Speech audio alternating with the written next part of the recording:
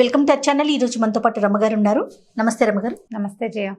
రమ్మగారు, జీవితంలో ముందుకు వెళ్ళాలి, ముందుకు సాగుతూ ఉండాలి. ఆ తూకి ఎంత దీర్ఘం పెట్టాలి? ఎక్కడో ఒక చోట తూ అనేది ఆగుతుంది కదా, ఆపకుండా వెళ్ళటం కరెక్టా, లేకుంటే ఒక చోట మనం పులి స్టాప్ పెట్టాల్సిందేనంటారా?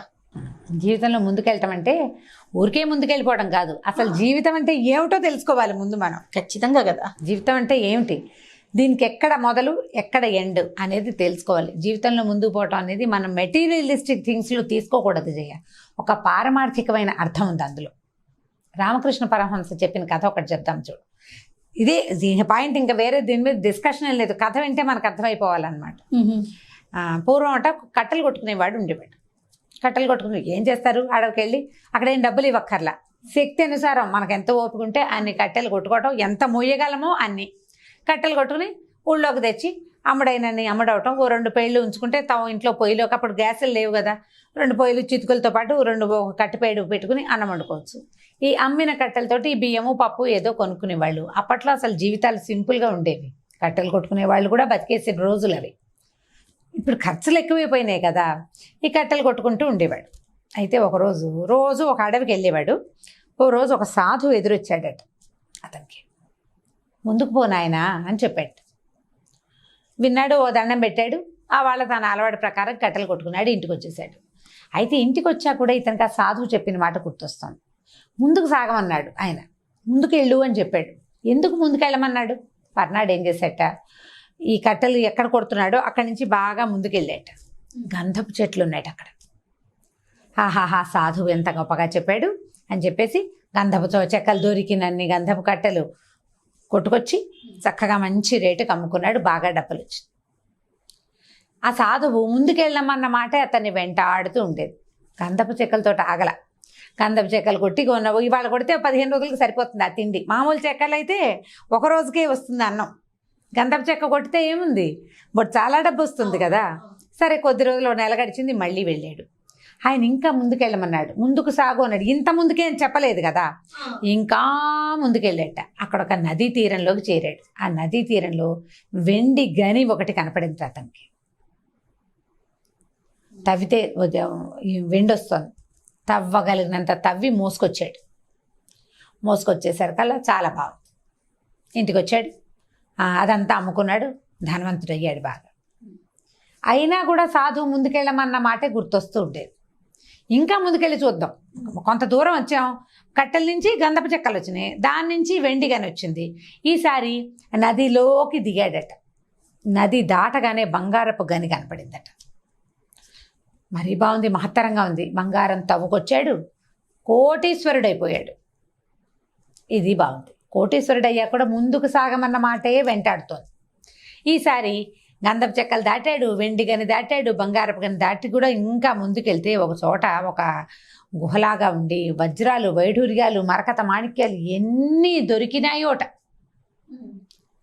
మొయ్యగలిగినన్ని మోసుకుని తెచ్చుకున్నాడు. మామూలు 1 కోటికి పడేసరికి కాకుండా కోట్లకి పడగెత్తాడు. బాగా ఇంకా పైకి వెళ్ళిపోయాడు. ఇక అసలు ఇల్లు వాకిళ్ళు ఊరంతా సొంతమైపోయింది. నానా గందరగోళంగాను అద్భుతంగాను ఉంది, మహత్తరంగా ఉంది జీవితం. అంటే ఏ రోజుకి ఆ రోజు తెచ్చుకొని తినే మనిషి ఇలా అయ్యాడు. అయ్యాక అయినా కూడా రాత్రి అయితే ముందుకు పోనాయనా అదే గుర్తొస్తుందా, వినపడుతూ ఉండేది అతనికి మనసులో. ఇంకా ముందుకెళ్ళమంటున్నాడు, ఏం చేయమంటున్నాడు. సరే, మళ్ళీ బయలుదేరాడు. గంధపు చెక్కలు వదిలేశాడు, వెండి గని వదిలేశాడు, బంగారపు గని వదిలేశాడు, వజ్రాలు, రత్నాలు, మాణిక్యాలు అవి కూడా వదిలేశాడు. వదిలేశాక బాగా ముందుకెళ్తే ఒక పురాతన శివాలయం కనపడింది. ఇంకేమీ లేదు. శివాలయంలోకి వెళ్ళి లోపలికి వచ్చినాడు. ఇక అట్లా తపస్సమాధిలో మునిగిపోయాడు. చివరికి చేరవలసింది ఏమిటి? భగవంతుని దగ్గరికి. అక్కడికి వెళ్ళిపోవాలి. నేనేమిటి, నాకేం కావాలి, ఇదంతా సంపాదించి ఇంకా ఏదో కావాలి, నేను ఇక్కడే కొట్టుకుంటుంటే ఇట్లా ముందుకెళ్ళొద్దు. ఇప్పుడు 100 మార్కులు రావాలి, 100కి 100 తెచ్చావు. ఆ పైన దానిపైన నువ్వు ఎంత సంపాదించినా అవే డబ్బులు, అవే నగలు, అవే ఫ్యాషన్లు, అంతే. దీనికి మితి లేదు. దీని తర్వాత ఏమిటి స్టెప్? నిన్ను నువ్వు తెలుసుకోవటం. ఈ నిన్ను నువ్వు తెలుసుకోవటం ఎప్పుడు కుదురుతుంది? అసలు నువ్వు ఎక్కడి నుంచి వచ్చావు, రేపొద్దున నువ్వు ఎక్కడికి పోతావు? మొదలు చివర అనేది ఇవాళ నువ్వు పుట్టినప్పుడు ఎలా వస్తాం? విగత వస్త్రాలు ఒంటి మీద నూలు పోగు లేకుండా పుడతాం. పోయేటప్పుడు అంతే. నువ్వు నీకు ఆనాడు వస్త్రం ఎలా అక్కర్లేదో పోయేటప్పుడు కూడా నీకు ఏ వస్త్రమో అక్కర్లేదు, ఏది అక్కర్లా. భారతీయ తత్వచింతన ఉంది ఈ కథలో. ముందుకు వెళ్ళటము అంటే ముందుకెళ్ళు, నీతో పాటు 10 మందిని తీసుకెళ్ళు. ఈ 10 మంది ఒక సక్సెస్ వరకు నీతో వస్తారు. తర్వాత నిన్ను నువ్వు వెతికే ప్రయత్నం చెయ్యి. నేను ఎక్కడి నుంచి వచ్చాను, రేపు నేను ఎక్కడ, ఇంత సంపాదించావు, కోటీశ్వరుడు అయిపోయావు. ఈ కోట్లలో 1 కోటి నువ్వు పట్టుకెళ్తావా? 1 పోని వద్దు, ఓ రత్నం పట్టుకెళ్ళు, 1 రూపాయి పట్టుకెళ్ళు. రూపాయి బిళ్ళ కూడా నీతోటి రాదు. నువ్వు దానికోసం ఎన్ని చేస్తావో, కొన్ని మంచి పనులు చేసే పెద్ద మనుషులు ఉంటారు, ఎన్ని వెధవ పనులు చేస్తావో, హత్యలకి, ప్రతి దానికి మనం కులం పిచ్చితోటి కానీ, మతం పిచ్చితోటి కానీ, డబ్బు పిచ్చితోటి కానీ నువ్వు ఎంత తాపత్రయపడినా వీటిలలో ఏ ఒక్క విషయము నీతోటి రాదు. నువ్వు వెళ్ళే చోట అది ఉండదు, నువ్వు వచ్చిన చోట అది లేదు. నువ్వు వీటిలో ఏ ఒక్క దాంతోటి నువ్వు పుట్టలా. తల్లి పేగుతో పుడతావు. ఆ పేగు నువ్వు బయటకు వచ్చిన మరుక్షణం తప్పించుకుంటుంది నీ దగ్గర నుంచి. నువ్వు అక్కర్లేదు దానికి, నీకు అది అక్కర్లేదు. నువ్వు ప్రాపంచిక సుఖాల కోసం పాకులాడతావు, అదే కావాలనుకుంటావు. నువ్వు ఎంత పాకులాడినా సాధించిన తర్వాత ఎక్కడో ఒక చోట స్టాప్ పెట్టుకుని నిన్ను నువ్వు తెలుసుకునే ప్రయత్నం చెయ్యి. ముందుకు సాగాలంటే అది. ఎంత బాగా చెప్పారండి. దేవుడి దగ్గరికి సాగాలి. ముందుకి సాగటం అంటే ఇలా వెళ్ళు, తర్వాత ఏమిటో గమనించు. నేను ఇంత చచ్చిపోతాను, వాళ్ళ కోసం వెంపర్లాడతాను, కోట్లు కూడబెడతాను, ఎక్కడో తవ్వి దాచిపెడతావు.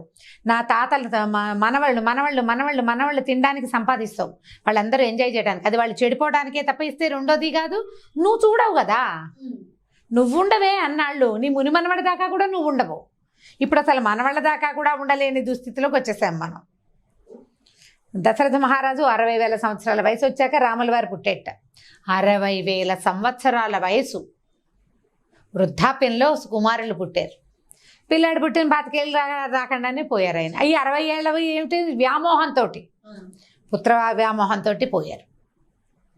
ఈ పిచ్చి తగ్గించుకుని జీవితంలో ముందుకెళ్లే ప్రయత్నం చేయమని రామకృష్ణ పరమహంస చెప్పిన కథలు బాగుంటాయి జయ. వీలు వెంబడి అప్పుడప్పుడు 2-3 కథలు చొప్పున చెప్తాను. చాలా చిన్న కథ, బట్ దీంట్లో ఉన్న అర్థం ఆలోచిస్తే చాలా పెద్దది. ఇది ఇప్పుడు నేను ఇంత విడమర్చి చెప్పాను. నిన్ను నువ్వు ప్రశ్నించుకో. నీకు నువ్వు ఏంటి నాకు ఈ తాపత్రయం, ఎందుకు ఇంత పిచ్చా నాకు? తెల్లారితే ఏం లేదు, ఇప్పుడు హైరాన్ పడతాం. సాయంత్రం అయితే రాత్రి అవుతుంది, రాత్రి అయితే తెల్లారిపోతుంది. రేపొద్దుటికి ఏమీ లేదు ఇవాళ కథ, రేపటి కొత్త కథ మొదలవుతుంది. దేనికోసం తాపత్రయం, దేనికోసం ఈ హైరాన్ అంతా? ఉండాలి, కానీ దానికి ఒక ఫుల్ స్టాప్ అనేది ఉండాలి కదా. స్టాప్, ఫస్ట్ కామా ఉండాలి, తర్వాత ఫుల్ స్టాప్ ఉండాలి. చాలా బాగుంది రమ్మగారు, సూపర్, అద్భుతం. బహుశా పెద్దవాళ్ళకి ఇది అదే మనందరికీ. నమస్తే రమ్మగారు. నమస్తే. ఈ వీడియో కనుక మీకు నచ్చినట్లయితే లైక్ చేయండి, షేర్ చేయండి. మరిన్ని వీడియోస్ కోసం మా ఛానల్ని సబ్స్క్రైబ్ చేసుకోండి.